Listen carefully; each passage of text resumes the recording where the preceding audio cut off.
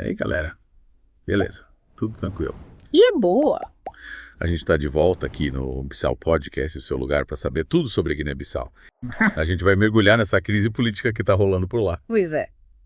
A coisa está pegando fogo, imagina só. Um país dividido, com a galera questionando se o próprio presidente ainda manda alguma coisa. É, coisa tá pegando fogo mesmo. A gente tem o Umaro Sissoko Embaló, o presidente, no meio de uma baita confusão, com a galera dizendo que o tempo dele já era. E pra aumentar a treta, o parlamento entrou na jogada, dizendo que eles são os únicos no comando. Parece até roteiro de filme, né? Total. Mas ó, calma, que a gente tá aqui pra te guiar nesse labirinto político, tá? Que isso aí? A gente vai te mostrar o que tá em jogo. Afinal, você mandou a gente dar um mergulho nesses documentos e entender essa crise e te explicar tudo tintim por tintim. Exatamente. A gente vai te mostrar os argumentos de cada lado, as implicações dessa crise para Guiné-Bissau e, claro, os possíveis cenários para esse imbróglio. Se segura que a aventura vai ser tensa.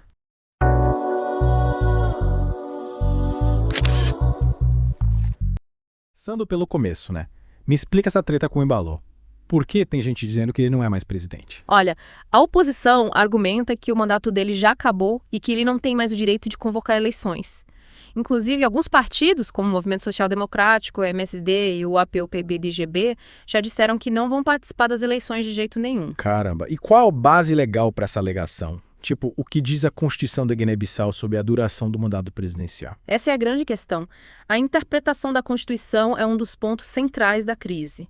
A oposição se baseia em artigos específicos para defender a tese de que o mandato do Embaló já era, enquanto ele. Enquanto ele diz que está tudo certo e que as eleições vão acontecer normalmente. Isso mesmo. O Embaló apoia na ideia de que, desde que assumiu, nenhum decreto foi revogado. Ele usa isso para dizer que está tudo dentro da legalidade e que as eleições de novembro são irreversíveis. Entendi. Ou seja, cada lado está usando a Constituição como escudo, né? Mas peraí, me explica melhor esse lance dos decretos. Que tipo de decreto a gente está falando e por que isso seria importante para definir se ele continua ou não no poder? Bom, a gente precisa analisar o contexto político e jurídico da Guiné-Bissau para entender isso. Existem decretos que são fundamentais para garantir o funcionamento do Estado e a organização das eleições. A oposição argumenta que se o mandato dele realmente tivesse acabado, esses decretos já teriam perdido a validade. Tipo, ele não teria mais poder para tomar certas decisões. Exatamente. É como se ele estivesse tentando governar com uma caneta que já não tem tinta. Aí, para complicar ainda mais a situação. Entra o parlamento na história. Eles declararam que são o único poder legítimo. Pois é. Mas pera, isso não é meio... Com certeza. É uma jogada política arriscada e que aumenta a tensão. Imagine só. O parlamento dizendo que o presidente não manda mais nada, que o poder agora é deles. E você, o que achou dessa atitude do parlamento? Sinceramente, me deixou de queixo caído. Imagina a confusão que isso causa na cabeça da população, né? Quem tá no comando? Quem a gente escuta? A incerteza toma conta. E essa falta de clareza política pode ter consequências graves, né? A gente pode ter um caos generalizado no país. Com violência nas ruas, protestos e até mesmo um novo golpe de Estado. A possibilidade de um golpe, infelizmente, nunca pode ser descartada na Guiné-Bissau, né? Afinal, o país tem um histórico complicado nesse sentido. É verdade. E a comunidade internacional já se manifestou sobre essa crise. Com certeza. A CEDEAO, a Comunidade Econômica dos Estados da África Ocidental e a União Africana estão de olho, super preocupadas com o impacto que essa instabilidade pode ter na região. Mas qual o peso real que essas organizações têm na Guiné-Bissau? Eles podem realmente influenciar os rumos da crise. A CEDEAO, principalmente, tem um histórico de intervenções na Guiné-Bissau. Eles já mediaram conflitos, impuseram sanções e até enviaram trocas de paz.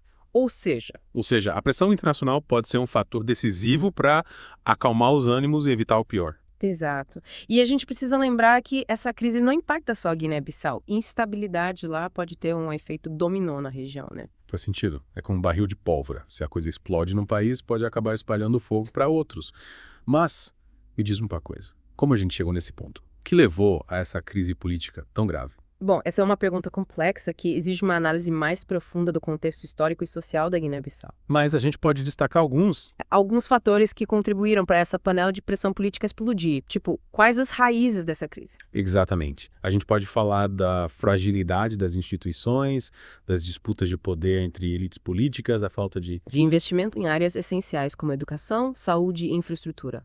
Isso mesmo. E não podemos esquecer do descontentamento popular com a corrupção e a falta de oportunidades. Tudo isso. Tudo isso criou um caldo de cultura para essa crise política que a gente está vendo agora. É como se a gente estivesse juntando lenha seca por anos, esperando a faísca para incendiar tudo. E essa faísca parece ter sido disputa pela legitimidade do poder, né? Com certeza. E agora a gente precisa entender quais os possíveis desfechos para esse incêndio político. A gente volta já, depois de um rápido intervalo, para discutir os cenários que podem se desenrolar na Guiné-Bissau. Isso aí.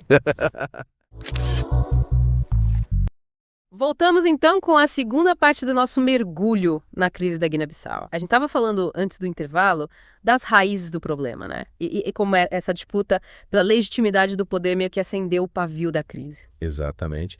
E agora acho que a gente precisa analisar os possíveis cenários que podem se desenrolar, né? Porque essa crise, com certeza, não vai se resolver sozinha, né? Com certeza. A gente tem algumas possibilidades em jogo, cada uma com suas próprias implicações e desafios. E quais são essas possibilidades? Me explica direitinho para a gente entender o que pode acontecer na Guiné-Bissau. Bom, um dos cenários seria a realização de eleições antecipadas, com mediação internacional. Tipo uma nova chance para a Guiné-Bissau, né? Uma forma de recomeçar do zero com eleições mais justas, mais transparentes. É exatamente isso. Eleições com observadores internacionais para garantir a lisura do processo, um diálogo mais amplo entre os partidos políticos e com a participação de toda a sociedade civil. Seria uma forma de, apaziguar os ânimos, né? E dar mais legitimidade ao próximo governo, né? Mas espera aí, e se o Embaló resistir? E se ele se recusar a deixar o poder? Aí a gente entra num terreno mais complicado. O Embaló pode tentar se manter no poder, contando com o apoio das Forças Armadas. Seria tipo um golpe dentro do golpe, um governo de força, sem o apoio popular. Exatamente. E essa é uma possibilidade, né, que a gente não pode ignorar, principalmente levando em conta o histórico da Guiné-Bissau. Verdade, né? A Guiné-Bissau já passou por vários golpes militares. E se esse cenário se concretizar, quais as consequências disso? Aí a gente pode ter um retrocesso democrático, com aumento da repressão, perseguição política, violação de direitos humanos. Seria um desastre, né? Um passo atrás para a Guiné-Bissau que já enfrenta tantos problemas. Com certeza. E a comunidade internacional, nesse caso, provavelmente reagiria com sanções econômicas e isolamento diplomático. E a população? Como o povo guinense reagiria a um governo de força? A gente provavelmente veria protestos nas ruas, manifestações contra o governo, um clima de instabilidade generalizada. Parece que esse cenário seria um bico sem saída, né? Um caminho perigoso para a Guiné-Bissau. Sem dúvida. E por isso, né, a gente precisa torcer para que o diálogo prevaleça, que os atores políticos encontrem uma saída pacífica para essa crise. Mas, e se o diálogo falhar? Se nenhum acordo for possível? Aí a gente entra no terceiro cenário. Nesse caso, a intervenção da CEDEAO seria uma possibilidade real. Mas como essa intervenção funcionaria na prática, a CEDEAO mandaria tropas para a Guiné-Bissau. Olha, a CEDEAO tem diferentes mecanismos de intervenção e podem atuar como mediadores, né? Facilitando o diálogo entre as partes. Seria tipo um juiz de paz tentando acalmar os ânimos, encontrar um acordo. Exatamente. Mas se a situação piorar, a CEDEAO pode tomar medidas mais drásticas, como, por exemplo, enviar uma força de paz para garantir a estabilidade. E essa força de paz teria poder para desarmar os grupos armados, garantir a ordem, supervisionar novas eleições. Em teoria, sim. A ideia seria criar um ambiente seguro para que a Guiné-Bissau pudesse retomar o caminho da democracia. Mas a gente sabe que intervenções militares, mesmo com boas intenções, sempre trazem riscos, né? Com certeza. A gente tem que lembrar que cada país tem as suas particularidades, sua história, sua cultura, e uma intervenção externa sempre corre o risco de gerar consequências imprevisíveis. É como um remédio forte, né? Pode curar a doença, mas também pode ter efeitos colaterais. Exatamente. E por isso a gente precisa analisar com cuidado os prós e os contras de cada cenário. Entender as nuances da política guinense e torcer para que a solução para essa crise seja a menos traumática possível. E você que está acompanhando a gente, o que você acha que vai acontecer na Guiné-Bissau? Qual o cenário mais provável, na sua opinião? Conta pra gente nos comentários. A gente quer saber a sua visão sobre essa crise. E não esquece de se inscrever no canal, ativar as notificações e dar aquela força pra gente clicando no botão valeu ou se tornando membro. E a gente volta já para discutir um ponto crucial dessa crise, que é o papel do recenseamento eleitoral em meio a toda essa confusão política.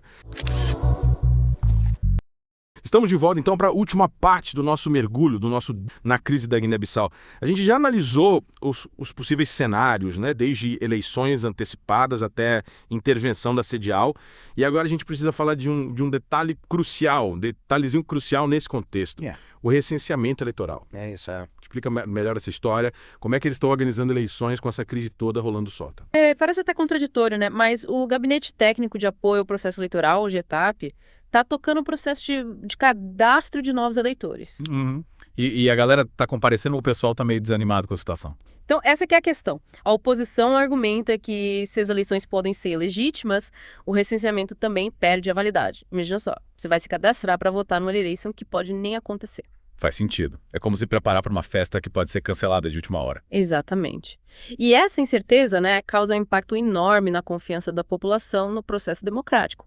Afinal, qual a garantia de que essas eleições realmente vão acontecer? E se acontecerem, serão realmente legítimas? A gente fica sem saber por onde correr, né? E qual o papel da comunidade internacional nesse processo? Eles estão acompanhando esse recenseamento. Sim, a comunidade internacional está de olho em tudo. A CEDEAW e a União Africana têm enfatizado a importância de um processo eleitoral transparente, inclusivo, com a participação de todos os atores políticos. Ou seja, a pressão internacional é para que esse recenseamento seja feito da forma mais correta possível para garantir a legitimidade das eleições. Exato, e a gente precisa lembrar que um recenseamento bem feito é fundamental para ter eleições justas, né? Afinal, é através dele que a gente garante que todos os cidadãos aptos a votar tenham nome nas listas eleitorais. E sem um recenseamento confiável, as eleições podem ser facilmente manipuladas, né? Abrir espaço para fraudes e irregularidades. Com certeza. É por isso que a gente precisa ficar de olho nesse processo, cobrar transparência e garantir que o recenseamento seja conduzido de forma imparcial e eficiente. E falando em futuro, qual que é a sua aposta para a Guiné-Bissau?